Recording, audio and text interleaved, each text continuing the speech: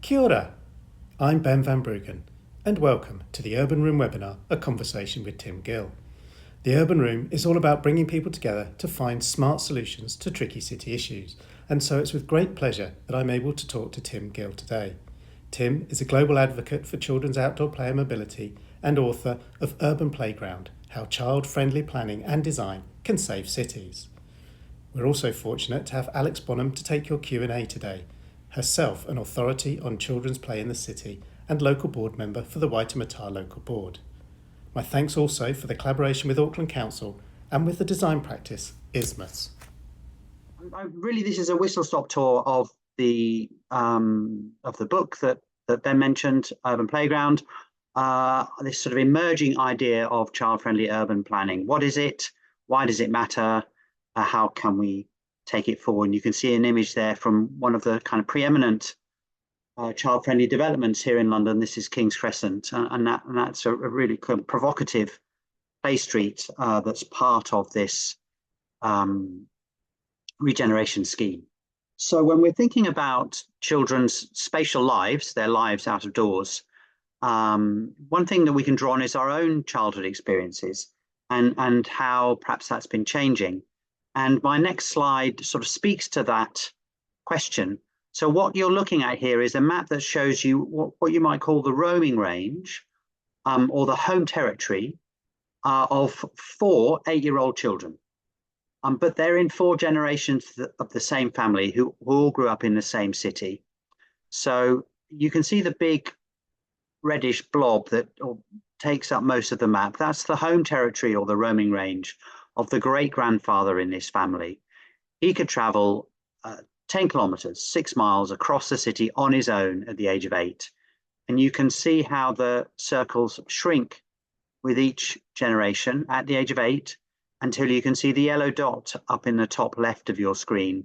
So that's the home territory of the son in his family, which actually a few years ago now. Was allowed to go to the end of his street. That's actually more of a kind of right to roam than most 8-year-old children, certainly here in the UK, who are more or less confined to the shadows of their own homes. So what this image nicely captures is what I call the shrinking horizons of childhood, this sort of gradual reduction in the contact and experiences of children beyond their front doors. And you can see it's a pretty long process. Now, I believe this is one of the most important and underexplored changes in the nature of childhood.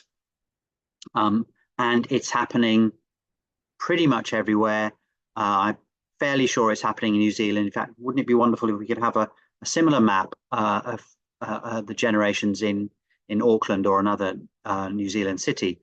Now, why is this happening?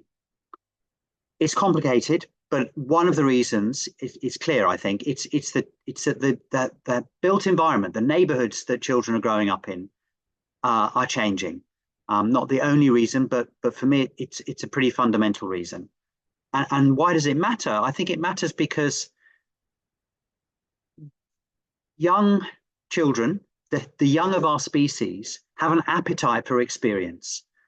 Children want to get to grips with the world around them. They want to explore, to spread their wings, to figure out, what the world is like and what their place is in it and what they can do. And that this is a good childhood. Part of a good childhood is children to gradually be able to do just that, to develop their connections and their understanding and their experiences of their neighborhoods, including, of course, through play, but also just through their everyday lives. And it's very clear that these experiences are disappearing from the lives of many children today. So, and here are a few other examples from other countries of people who put together similar maps. So when we're thinking about this sort of children's appetite for experience and their hunger to get to grips with the world around them and to figure out what they can do, and we ask ourselves, well, what what do we create? What do we put into neighbourhoods to cater for this appetite? I'm sorry to say that we don't do a very good job. Now, this is admittedly a woeful example, but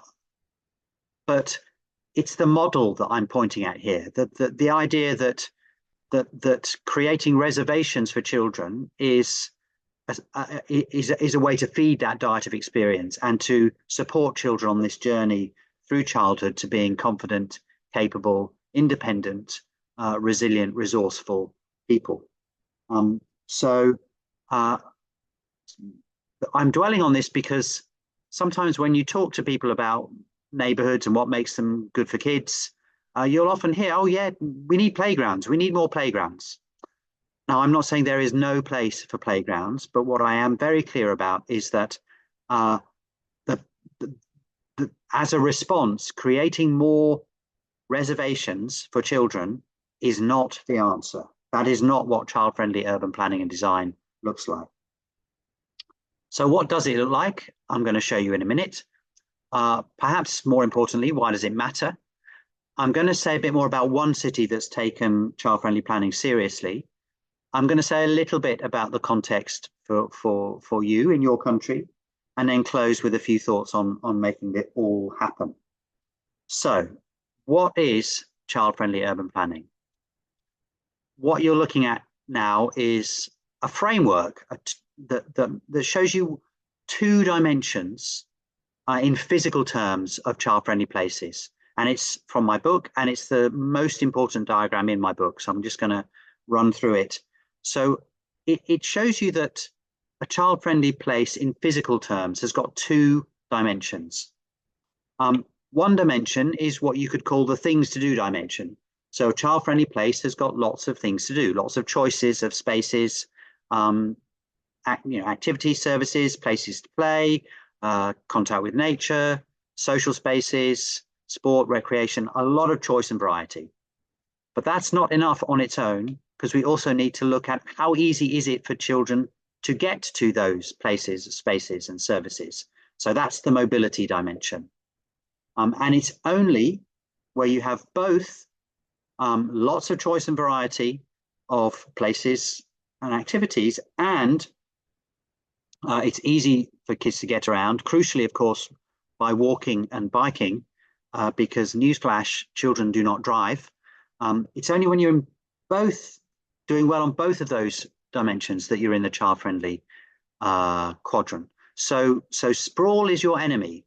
And we maybe say more about that later, but because in sprawling places, in the suburban neighborhoods that are typical of many places in New Zealand and indeed here in the UK and other parts of the world, it's that mobility that often is really challenging, and as well as actually a kind of monotony of places and spaces.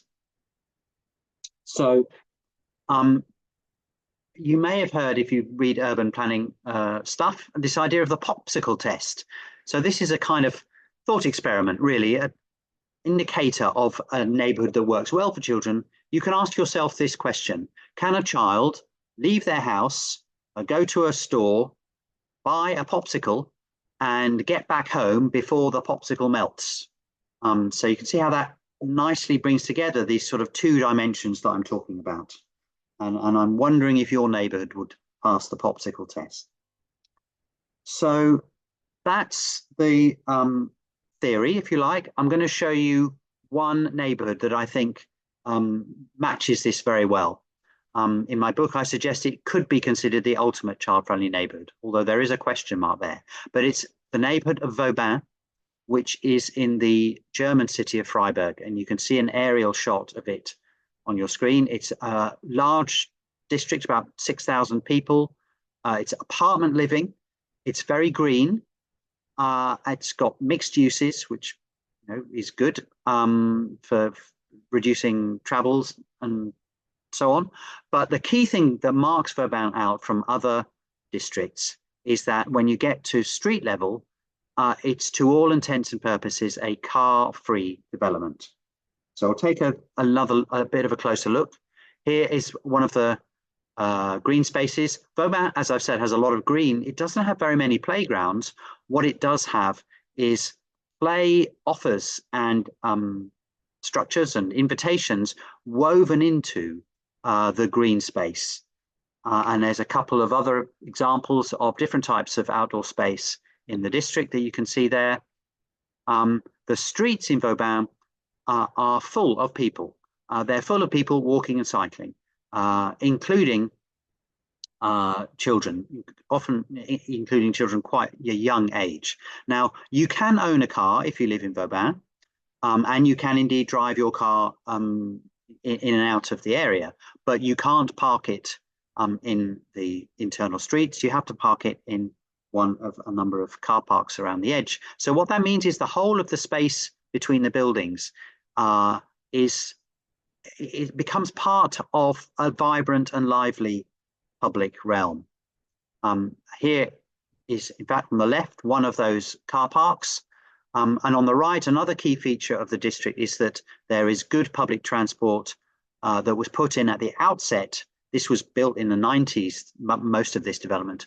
But the tram service is fast, frequent, and takes you where you want to go. So, of course, that reduces the demand from families for cars in the first place. And very few families do own cars in this district. So put all this together, and I've got a sort of schematic diagram. I'm not going to talk through this in detail, but in essence, you've got two layers going on here that I've tried to pull together in this diagram. That one layer is a sort of base layer, which is a compact, sustainable, residential form.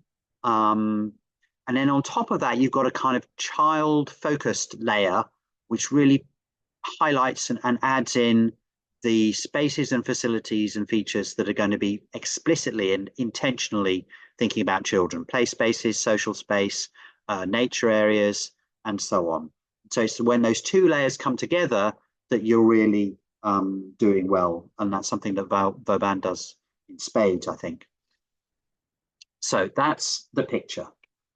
And in my book, I set out a set of strategic indicators that are written in the form of statements by a child about their neighborhood. And you can see them there. I'll just read a couple. I walk locally without an adult. I play within sight of my home. My neighborhood has lots of trees. And the idea is that this set taken together can be a kind of benchmarking or a way of assessing the child friendliness of a neighborhood. So that's the picture. Why does this idea matter?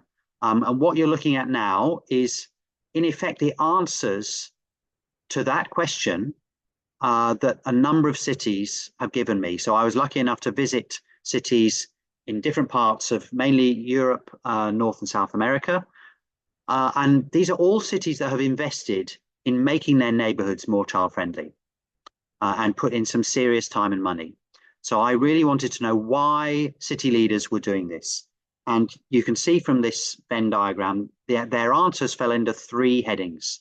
There's a group of cities that talked mainly about children and about the benefits for children's health, about a response to children's rights, and so on. Then there's a second group of cities that talked more about sustainability and community, and really this idea that a child-friendly neighborhood is a sustainable one. That if we ask ourselves what a sustainable neighborhood looks like, what does it look like? It's compact, it's green, it's easy to get around on foot or by bike. It looks a lot like a child-friendly neighborhood. And then there's a third group of cities, in some ways the most interesting set, who were talking about hard-nosed economics and demographics. And what these cities were saying, in effect, was, and recognizing, was that a city that cannot attract and retain families with children, is a city whose long-term prospects are not great. And I'm going to come back to that argument in a minute. So just a little bit of more saying about each of these three rationales. So the big one to start with, I think, is still that car-dominated and dangerous towns and cities obviously threaten children's very life and of course their health and well-being, and that we might think this is a problem that's gone away, but it really hasn't. In fact, globally, road danger is the leading cause of death for people aged between 5 and 29. Right now in New Zealand, 1 in 6 of the children aged between 5 and 14 who die as a result of road danger. So it's the single biggest cause of the thankfully small but still significant numbers of deaths that you see. And that again is common. Even in Sweden, that is the case. And crucially, there's a huge social gradient with road danger, that the children who die and have life-changing injuries are far more likely to come from lower socioeconomic groups. So that's I think a challenge. Turning to a more positive note, we know that when children play outside, lots of good things happen. I'm not going to unpack that, but the medics have shown both in terms of physical and mental health and well-being.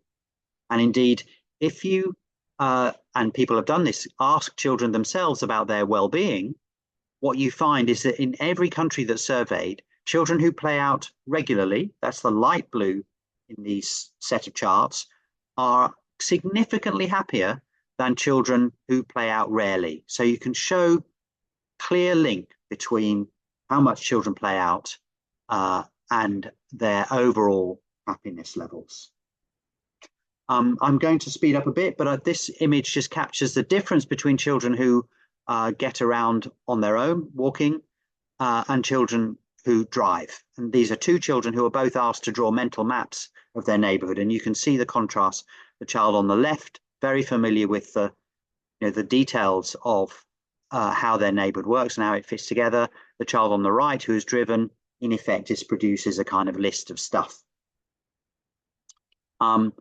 And I'm going to skip that slide. It's too complicated, but it speaks to the economic arguments. But I also want to close with talking about children themselves, and what children say about what they like and what they don't like about where they live matches really closely onto this 2-dimensional framework that I've talked about. So if you pull all this together, you get the idea that's captured in a familiar quote for some of us, and it was coined by the former mayor of Bogotá, Enrique Peñalosa, who did so much to turn that city around, who talks about children being a kind of indicator species. And I take that statement literally. So you remember Vauban, the district that I was talking about in Germany a few minutes ago. One of the things that people remark when they visit that area is how many children you see out and about, children of different ages, with and without their parents, active and visible in that district, which is, for my books, a sign of the health of that human habitat, in the same way that if you see eels swimming up a river, that's a sign of the health of that habitat. Okay, I want to quickly share the story of Rotterdam. Now, Rotterdam is the city that has probably devoted more time, money, and energy to making its built form more child-friendly than any other city on Earth, certainly any other city I know. And I'm going to tell you a bit about what that looks like. But the starting point for the Rotterdam story was a survey in 2006, so about 18 years ago, that showed that Rotterdam was the worst city in the Netherlands to bring up a child. And the city's leaders realized that that was not a league table that they wanted to be at the bottom of. And that they realized that one of the problems was the how neighborhoods felt, what they were like. So the city had some major programs that invested tens of millions of euros over several phases, targeting particular neighborhoods and actually measuring and capturing the results. So to give you a flavor of what the city did, this is a map of one neighborhood. It's a comparatively disadvantaged neighborhood where a whole range of interventions, school ground improvements, playgrounds, improved open spaces, more greening on the streets and sidewalks, traffic calming, sports facilities, all put into place through partnerships and engagement work to really give the whole neighborhood a makeover. And here's one example of the kind of quirky traffic calming in one of the shopping streets. One of the things that Rotterdam tries to do is, where possible, when it's doing utility works in a street, it will take out the parallel parking on one side of the street, widen that sidewalk pavement, and create a doorstep play opportunity. Now, it can't do that everywhere, but it is part of the policy of the city to try and do that where it can. Quite a radical step, I'm sure you agree. This is a scheme in that neighbourhood I just showed you that transformed a very tired playground and car park into a much more flexible and vibrant space. School grounds are also a focus of the work. And in this case, a school was not only given a kind of green makeover, but also this space became open for community use outside of school hours. Very apparently quite easy to do in the Netherlands, very difficult to do in the UK. There was policy work. So the city developed some guidance around how it could analyse neighbourhoods, figure out where there were deficiencies in open space, where there were barriers, so busy roads and water, and thus where to focus improvements. And you put all this together, and what the city was able to show was that it indeed attracted families back into the targeted neighbourhood. So it was turning around that story about Rotterdam. So you can see, I hope, why I devote a whole chapter to the city in my book. Okay, I've just got a few slides to talk about your neck of the woods and a few points. So these are both good and bad, if you like. I think one of the things that I picked up when I visited New Zealand was like Canada and even the USA, there's a kind of outdoor tradition or set of traditions, both from, if you like, the kind of Pakeha, the white community, but also, of course, from Maori communities about valuing the outdoors, even if in practice that doesn't always pan out in terms of people's everyday lives. It's still there in your culture. However, on the other hand, and I'm sorry to say, your stats on child mental health and on physical activity are pretty poor. In fact, one recent UNICEF report had New Zealand down with the USA on these measures, which is not. It's in the kind of lower reaches of the OECD countries. Your cities, you don't need me to tell you this, are very car dominated, but you have also had this significant investment in play and a national strategy for play that's been unfolding, and some interesting schemes of different types in your streets. And I'm going to show one of those in a minute. So just a couple of more stats. Again, bad news. In just 5 years, you can see some shifts in the wrong direction around how children travel to school. So this chart shows more children being driven to school, fewer children walking to school in just the 5 years between 2018 and 23. That is not the direction you want to go. I'd also want to say just a few words about Auckland. Again, this won't be news to you, but I think this is kind of potentially, I mean, you might think, there's so much building going on in Auckland. I live in a part of London where there's lots of building going on. Will there be any space left? Actually, this creates both opportunities and challenges. A city where there's a lot of growth and building is a city where you can make things happen, where if you can get good growth, then you can take some of that energy and, to be blunt, some of that money that's coming into a city and make it do good things. It's much harder to do that if a city just isn't changing at all. But of course, cities can vary in what's happening in different neighborhoods, varying also in the kind of socioeconomic profile of neighborhoods. And that variability, I think, is quite prominent from what I could see in Auckland. And you finally have an aging population. You can see the chart you're looking at here. In effect, it's showing the population profile again, with a 5-year gap, it's almost like, you know, everything's shifted 5 years to the right. So sooner or later, that will be a problem for the city, unless the city does something about it, because you will run out of families in the same way that Rotterdam threatened to happen. So just a few slides on what do we do about all this? What next? In my book, I suggest there are 4 building blocks, if you like, chunks of neighborhoods that we need to focus on.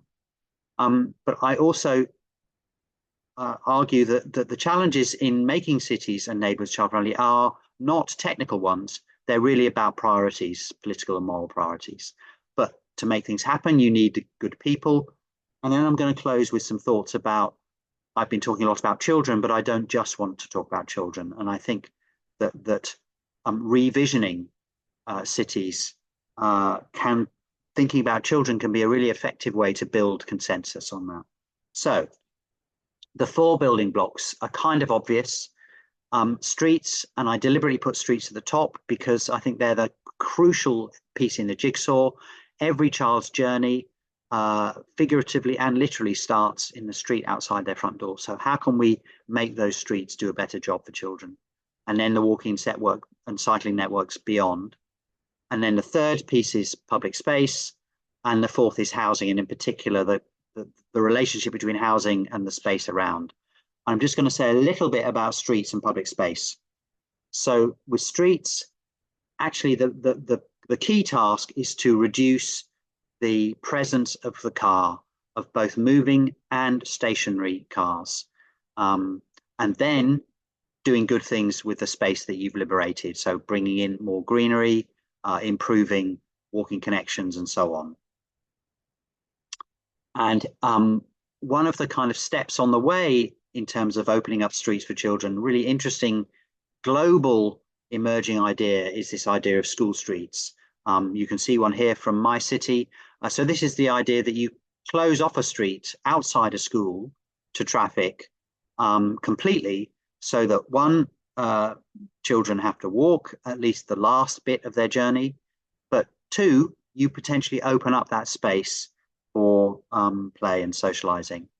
And this is an idea that's spreading pretty fast around the world. This is a screen grab from a report from the FIA Foundation showing thousands of school streets, including, I noticed, some in New Zealand. So here is one, I think it's in an Auckland suburb. Forgive me, I can't quite remember, but somebody I'm sure will know. So there are good interventions and ideas about how we can make streets more child-friendly. We need more of them, and we need them in more places. Turning to public space, I've already suggested that I think we need more than playgrounds. I think if we're thinking about different types of public spaces, you can kind of group them into 3 broad headings. Streets, we've already talked about. Civic spaces, so squares and so on. Green space. And then within that, you'll find designated play space. Some playgrounds are quite green, some are not green at all. But what I want to suggest is that when we're thinking about children, they can play more or less anywhere. So let's really expand the notional set of playable spaces, of spaces that where children's play is a legitimate function. And I think there's great scope for thinking about that. And indeed, I've seen some examples on my visits to Auckland, thinking along the seafront. Okay, I do want to fly the flag for a kind of municipal catalyst in all of this. I think local authorities have a lot of scope for doing good work, and the cities that I visited, one of the most common patterns was that this, what I call a hub and spoke model. That's what you're looking at, where at the middle of the good things happening in a city was a municipal official who could join the dots. These are the spokes going out to planning and transport, good involvement, including the involvement of children and young people themselves, a focus on residential neighborhoods where families live, investment, and ideally indicators and measures, although I have to say that didn't always happen. So just a couple more slides. And I'm going to share a quote with you. So you may recognize this guy, Chris Boardman. He was an Olympic gold medal cyclist, and he's now become the head of a really powerful agency here in England, Active Travel England. So he's in charge of hundreds of millions of pounds of investment in walking and biking across the country. And he's very articulate about what he wants this to do. And that for him, this is really about ensuring that the next generation, including his own daughter, by the way, have more transport independence than today's generation, have more choices about how they get around.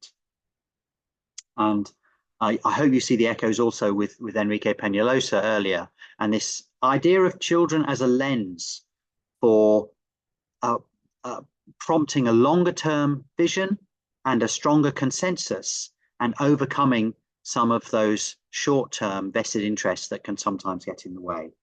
So I hope I've left you with these messages that thinking about children's spatial freedoms, their freedom to play and to get around, are a crucial part of a happy and healthy childhood. That spatial analysis breaks down into 2 dimensions, that children can be, and politicians are actually showing us how children can be a unifying lens.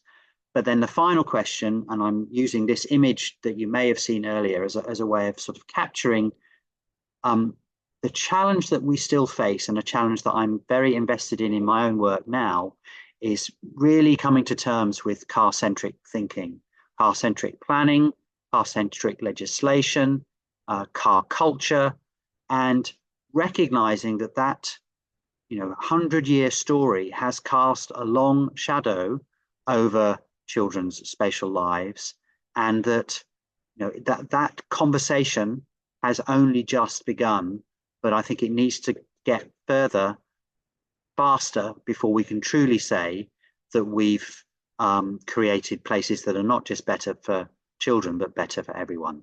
And I will stop there. Thank you.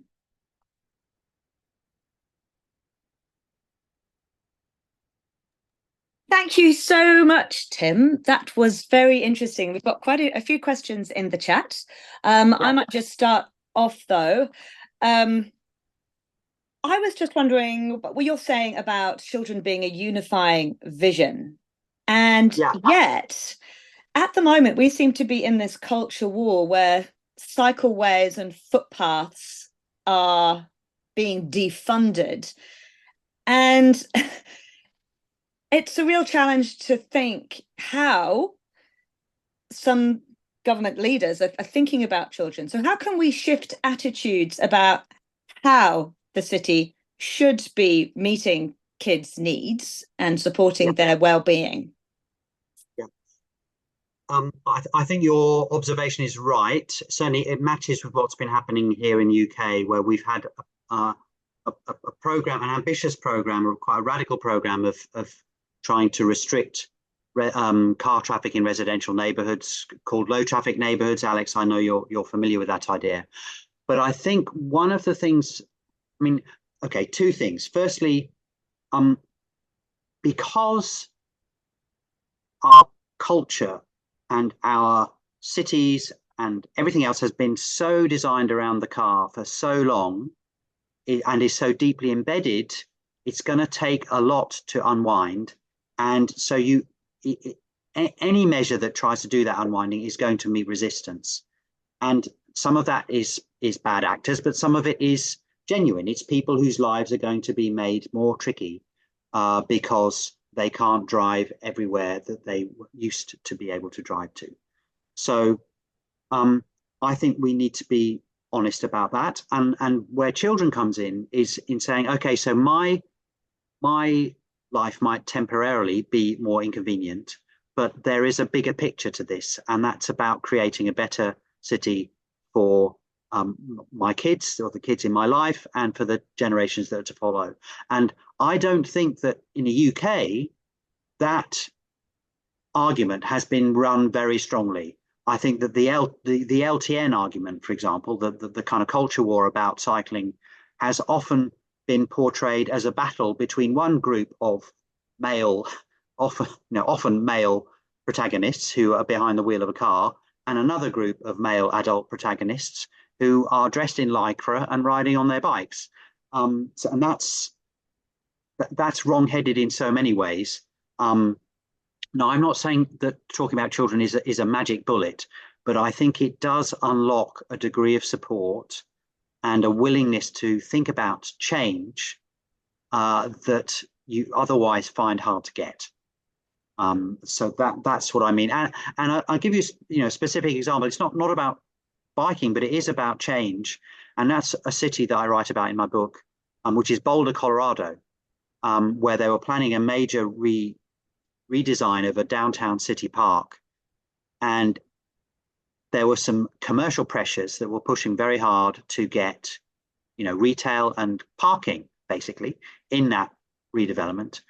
But because the city has got a well-established children's participation project,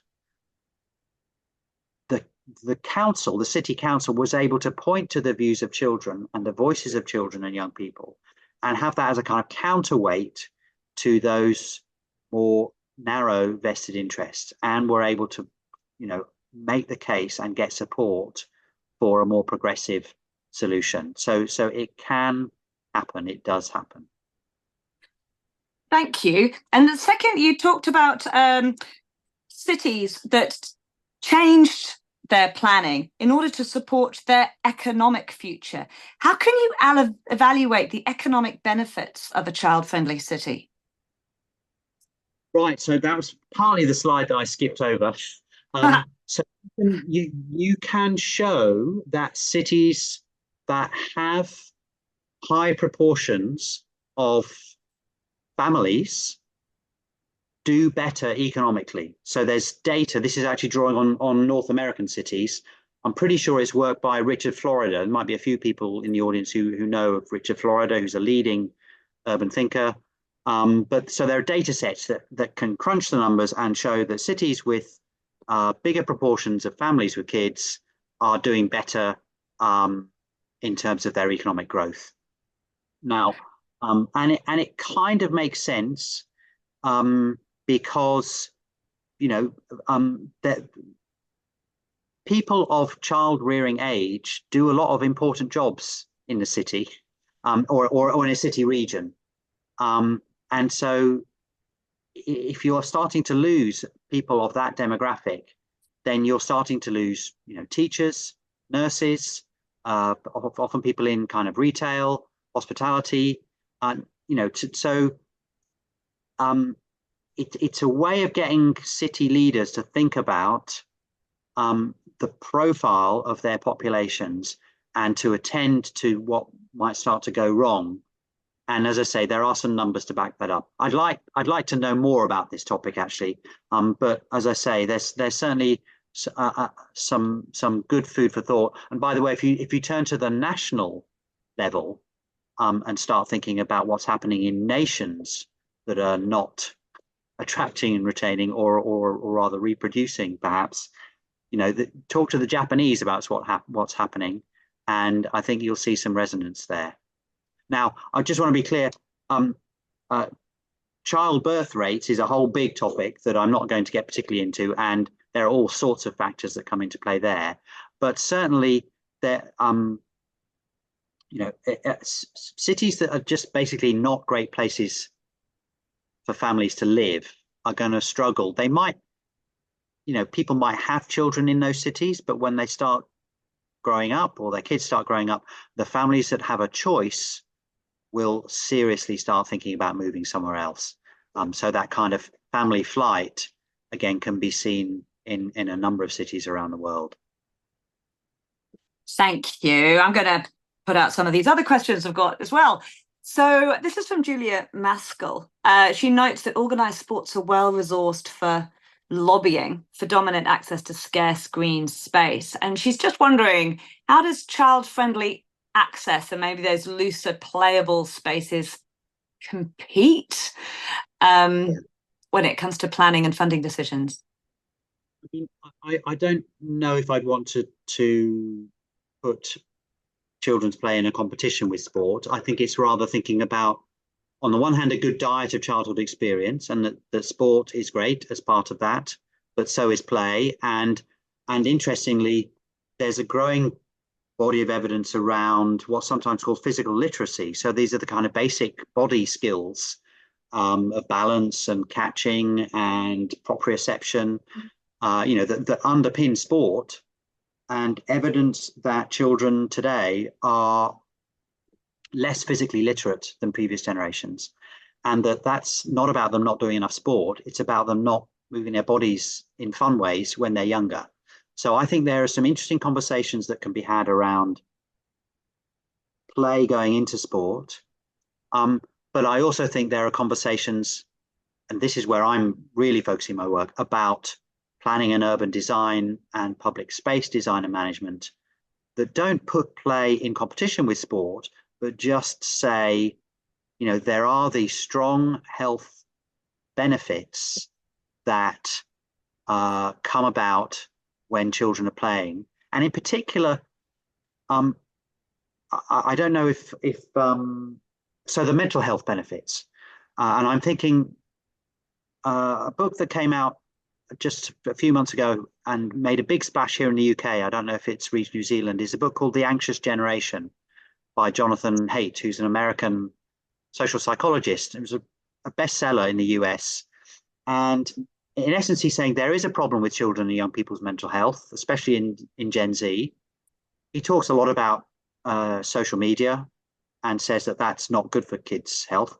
But he also, I'll park that conversation for now, but he also says that there's clear evidence that Gen Z aren't very, they're a fragile generation, okay, that they're not confident and capable about dealing with everyday challenges in their lives, and that is plausibly because this is a generation that have grown up without any opportunities for kind of developing their resilience, if you like, their kind of adaptive muscles. In other words, outdoor play and agency and figuring out how to deal with everyday challenges is disappearing. Those experiences are disappearing from children. So, and mental health experts, I think, are increasingly interested in those arguments, which you don't really get in the same way through organized sport, because you haven't got that degree of agency and freedom. So I would be looking, I think, quite hard at that line of thought. And also just, that as I said, cities are growing and changing quite fast. And so that creates opportunities for getting the public spaces in cities to do a better job than they have been doing in the past. Yes, it's a bit of that play affordances idea. I liked what Waitematā was doing by adding play in civic spaces down the footpaths. And there is some encouragement of trying to get kids to get independently to sport here, walking or cycling, which adds that whole other element to the morning session of football if you're also journeying there on your bike. So there's an interesting question here, doing a slight pivot, that a lot of our inspiration for play advocacy works come from the US and the UK, and you've made a contribution in that, and that we hear a lot about the place efficiency approach. Now, I don't know what the place efficiency approach within legislation is, so could you explain that? But could you also tell us how much that actually translates into changes on the ground? Really, so good. Damien has been doing his research. Place efficiency is it emerged in Wales, and it is legislation in Wales, and it's a duty on local authorities to essentially assess how well children's play needs in their patch are being met, and then to draw up plans to improve them. So it's an assessment and planning and implementation circle, and councils have to show that they are doing that.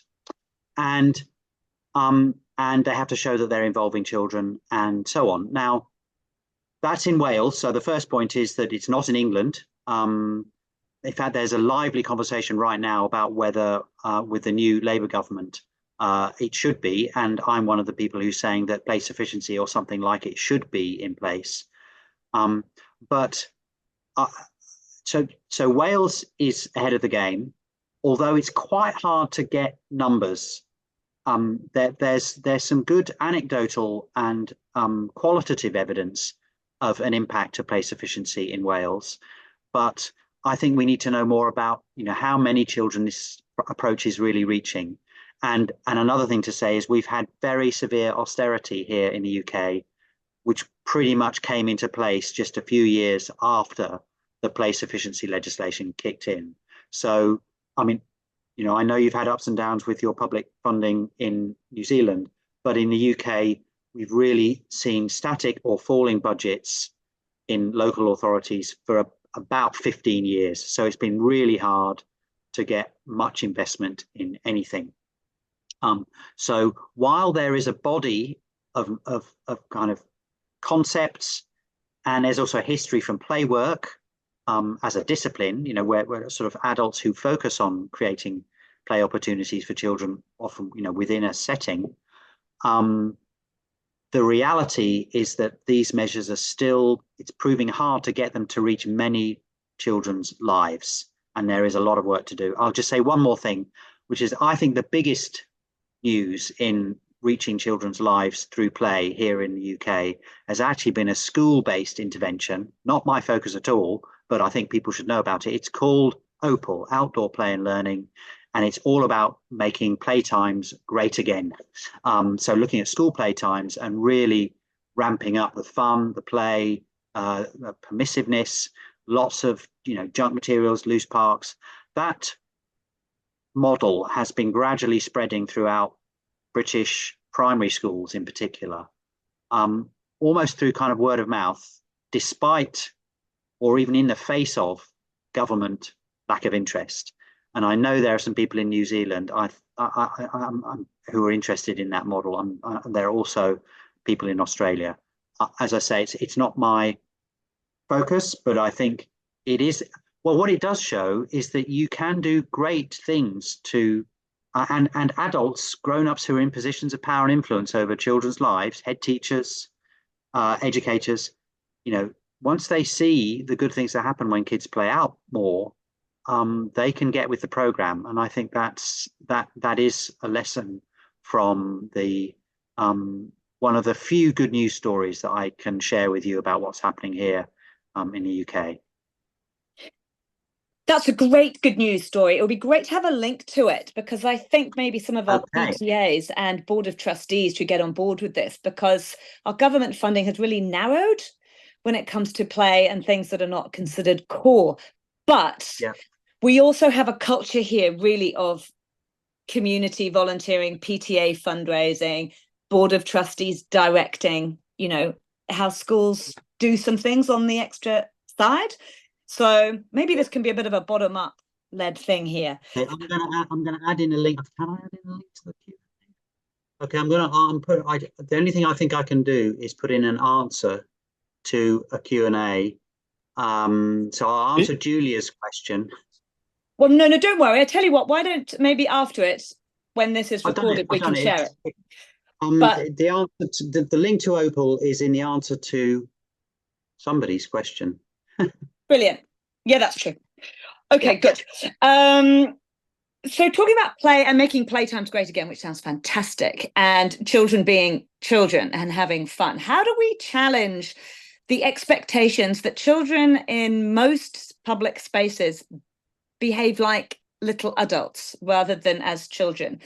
How do we shift attitudes towards children that means that we just expect them to be the age that they are, even if that means them being a bit noisy sometimes? Yeah. I think that comes down ultimately to adult advocacy.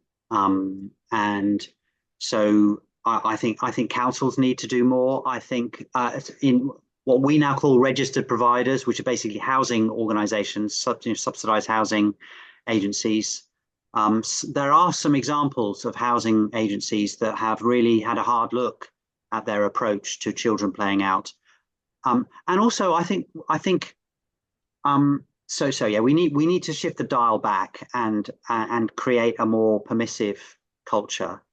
But I think we also need to reassure people that that doesn't mean that every resident is going to have kids playing until 2 a.m, making a racket outside their house. That actually, as well as giving a greater value and giving greater permission to children to be out of doors, we also need to have some processes that deal with conflict, because, again, a heads up, children can sometimes be annoying when they play. I was very annoying when I played as a kid in my neighborhood. I don't really want to share with you some of the things that I got up to, but some of them did involve throwing glass bottles in places where they shouldn't really be thrown. I'm sure we could all remember experiences like that. So I'm interested in ways that we can help communities, firstly, value children's presence and accept children's presence, but secondly, deal with those low-level, everyday, kind of minor conflicts that are actually, and always have been, part of childhood, but which can escalate these days quite quickly. Or the example in the UK is, one resident complains about kids playing out or playing in a part of a neighborhood or doing something, and then the responsible agency sends a letter out to every family saying, we have had complaints about this thing happening and it's got to stop. Well, that's fairly obviously, I would think, challengeable. By the way, I mean, it may also be that it could be literally challengeable, that there might be some legal redress.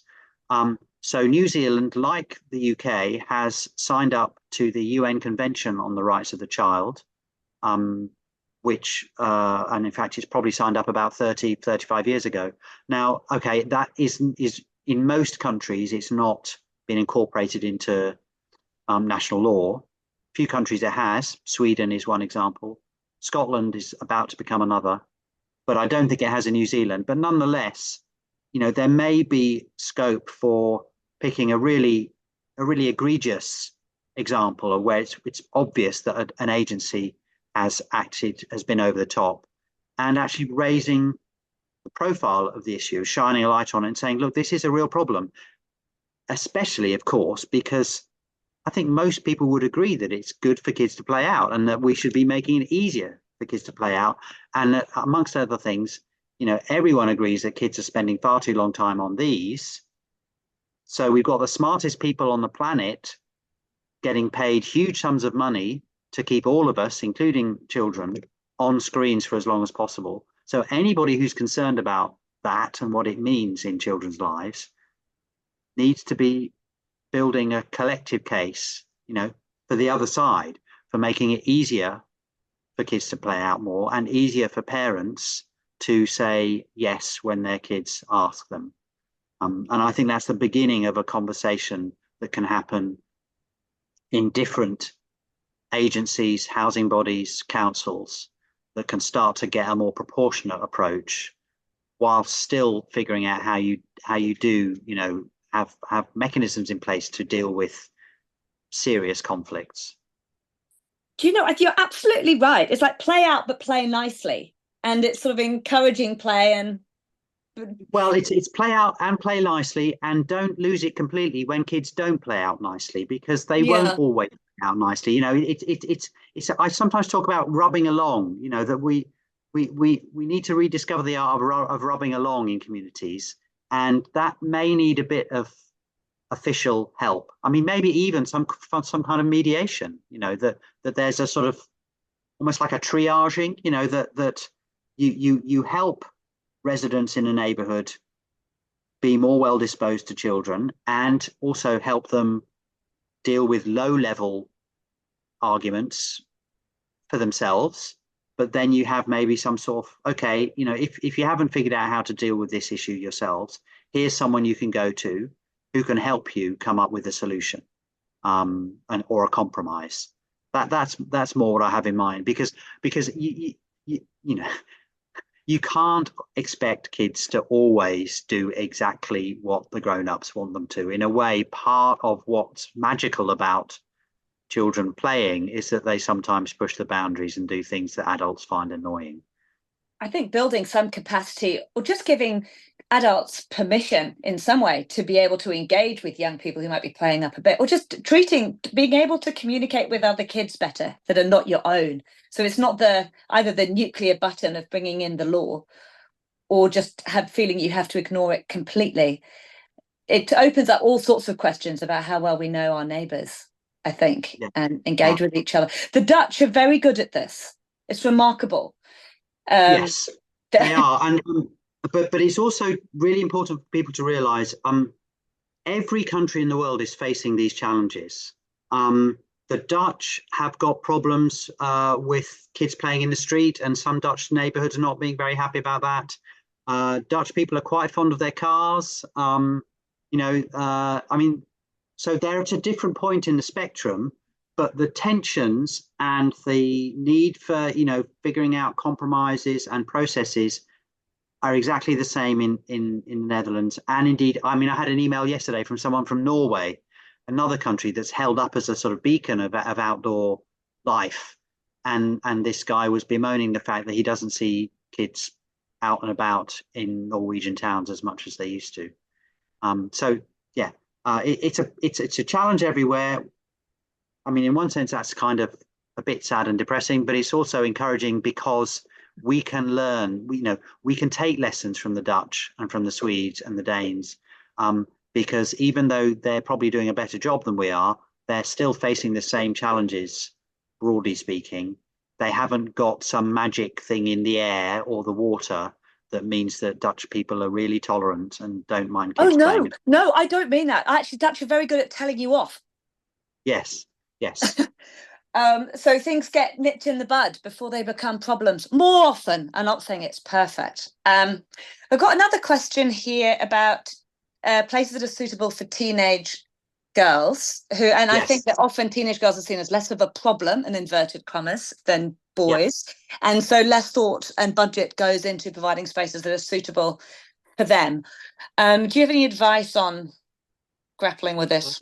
Yes, I think that is true, and I think there's a lively movement here in the UK, and I think it's making waves in other parts of the world as well. There's an NGO called Make Space for Girls that's really been shining a light on this topic, and I think part of the answer is good engagement, and I think historically maybe councils and engagement agencies have tended to either focus explicitly a bit on boys, or maybe just by default boys are more involved or have a louder voice, and I think that's a problem. I think we still need to know a bit more, and I'd like to know more about what actually does work in making public spaces places that girls want to come to and stay in. We know a bit. I think we know that creating places that are highly social and in the right place in a public space, so kind of relatively well overlooked, and so on, that's part of the picture. I know Make Space for Girls talk a lot about swings, and girls love swings, but everybody loves swings, so I think that might be part of an answer, and there's obviously part of the answer is also just making public spaces more lively and improving sightlines and links and feelings of subjective safety, lighting. So I think there's more that we need to learn on making spaces work for girls. But I think that, and I do also agree that, the traditional teen offer of, the ball court, and or the kind of skate park or BMX track, it doesn't really cut it. I mean, there's a place for that provision, and it can be, a valued part, but it needs to be, I think, a broader mix, a broader set of offers, and some good engagement to find out what might work in any given space. Adjacent to that, I think, is adults and modern adults playing. How do we enable more grown-ups to play and get off their screens and play with their kids, which I think is one of the questions that you guys are looking at on the commission at the moment. Yes. How do you get all of us off our phones Yeah. to play I think actively?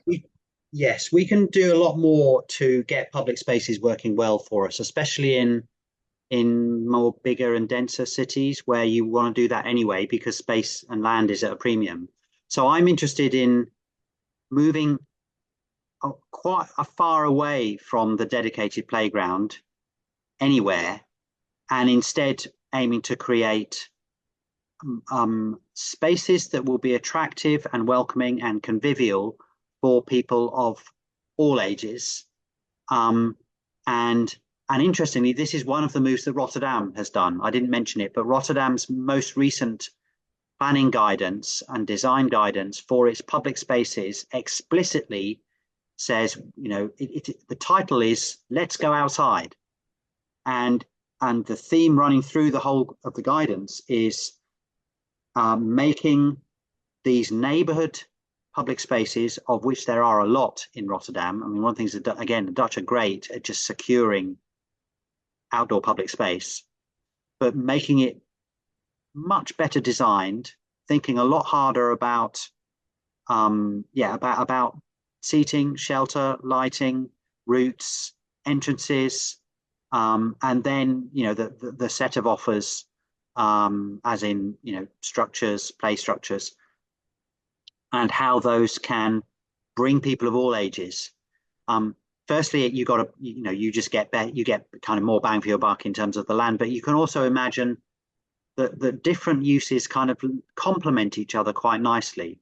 So you can have the same structure or feature that in the morning might get played on by caregivers with preschool children. Then, at lunchtime, the same structure could be a place where people can sit and have their lunches, playful seating. Then in the afternoon, kids come out from school and will play. And then into the evening, the space might become a place where teens and young adults will hang out. And I think there's a lot more we can do to design in that kind of flexible and multifunctional way. So I'm moving away from playgrounds. I'm also moving a bit away from these kind of outdoor gym.